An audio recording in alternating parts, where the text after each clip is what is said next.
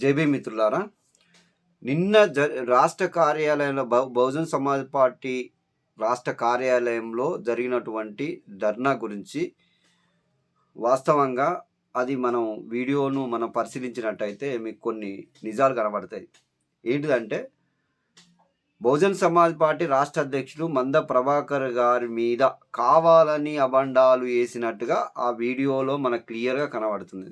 ఒకవేళ బాధ్యత నిజంగానే వాళ్ళు ఎందుకోసం ధర్నా చేసిండ్రు అని మనం అందులో చూసినట్టయితే, ఆ మాధ్యమాలలో చూసినట్టయితే, మీడియాలో చూసినట్టయితే, వాళ్ళు ఏమన్నా చేపల పెంపకము, గొర్రెల పెంపకము, కోళ్ళ పెంపకం కోసం మేము సబ్సిడీ ఉంటుందనే ఉద్దేశం మీద ఆ స్వచ్ఛంద సంస్థకు మేము కొన్ని డబ్బులు ఇస్తే వాళ్ళు మాకు ఇప్పిస్తానని అంటే, మేము అట్లా డబ్బులు ఫోన్పే ద్వారా కానీ మీటర్ ద్వారా కానీ మేము ఇచ్చినామని వాళ్ళు చెప్పారు బాధ్యులు.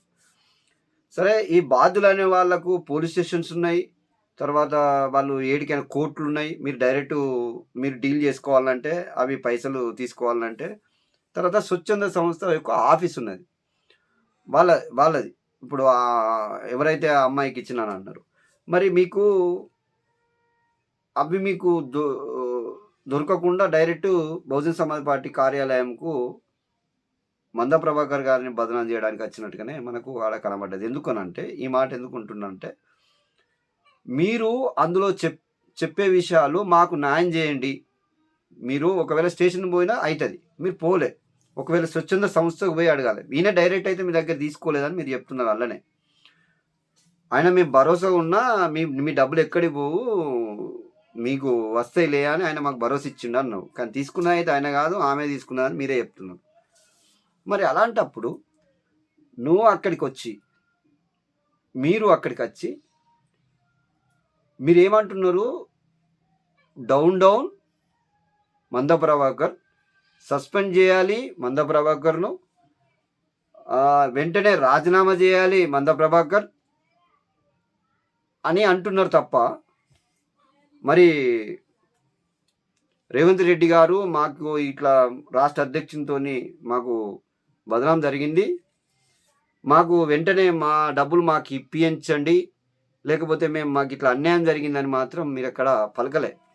అంటే మీ ఉద్దేశం ఏంటిదో మీ నోట్లోనే మాకు వీడియో చూడడం వల్ల అర్థమైపోయింది. అంటే మీరు ఎంతసేపు డౌన్ సస్పెండ్ ఎందుకు, మీకు రాజీనామా ఎందుకు, మీకు కావాల్సింది మీకు కావాల్సింది మీ డబ్బులు మీకు కావాలి. మీరు ఎంతైతే లాస్ అయ్యారో 20,000 కావచ్చు, 30,000 కావచ్చు, 40,000 కావచ్చు, ఎంతన్నా కానీ మళ్ళీ మీరు ఎక్కడ అడగాలి? అడగాలి. మళ్ళీ మీరు ఎక్కడ పోయి కేసు పెట్టాలి? స్టేషన్లో పెట్టాలి. ఇవన్నీ మిస్ అయిపోయింది. డైరెక్ట్ ఆయన మీద కావాలని కుట్రపూరితంగా చేసిన బహుజన ద్రోహులే ఈ వ్యవస్థ నిన్న చేసిన ధర్నాలో భాగమే అని మనకు క్లియర్గా అర్థమైపోతుంది. మీకు డౌన్ సస్పెండ్లు, రాజీనామా చేయాలి,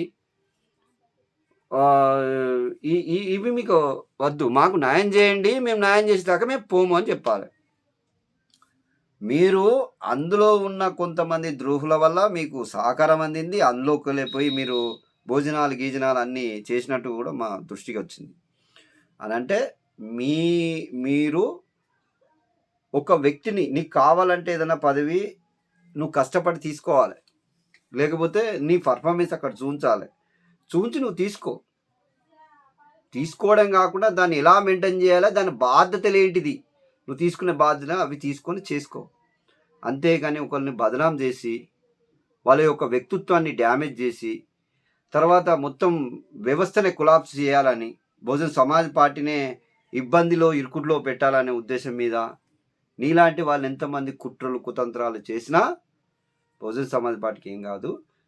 కానీ నీ లోపల ఏమైనా నీకేమైనా అన్యాయం జరిగితే అన్యాయాన్ని రాష్ట్ర కార్యాలయంలో మిగతా వాళ్ళు ఉన్నారు. రాష్ట్ర అధ్యక్షుడు లేకపోతే మిగతా కార్యదర్శులు ఉన్నారు, ప్రధాన కార్యదర్శులు ఉన్నారు, ఇంకా మన టీం ఉన్నది. మీరు అక్కడ అడగవచ్చు.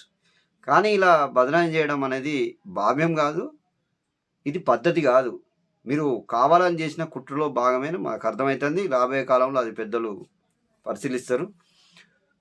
మిత్రులారా, రాష్ట్ర అధ్యక్షులు మంద ప్రభాకర్ గారు ఎటువంటి అన్యాయాలు కానీ, ఆకృత్యాలు కానీ, లేకుంటున్న మోసాలు కానీ, దౌర్జన్యాలు కానీ ఆయన చేయలేదు. ఇది ఒక తప్పుడు సంకేతం. ఒక కావాలని చేసిన కుట్రలో భాగంగానే మనం భావించాలి అని కోరుతూ జై భీమ్, జై భారత్.